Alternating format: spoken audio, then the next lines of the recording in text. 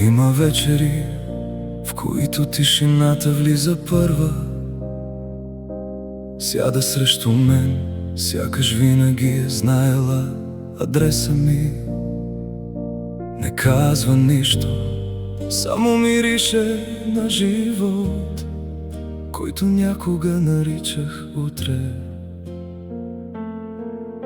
Странно, човек не забравя хората, забравя гласа си, докато е бил щастлив. Не ми липсваш, липсва ми начинът, по който светът ме посрещаше, когато вярвах, че някъде в него ме чакаш. Не пазя спомените, пазя човека, който те можеха да събудя.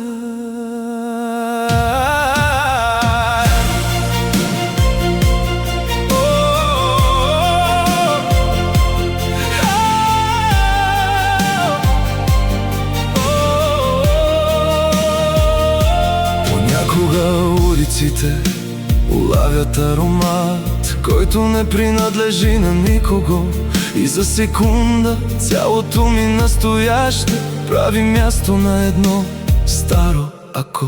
Тогава разбирам, че има липси, които не болят. Те просто променят начина, по който дишаш. Най-страшното не е, че си тръгна, най-страшното е, че след теб никой вече не ме погледна така, че да забравя кой съм.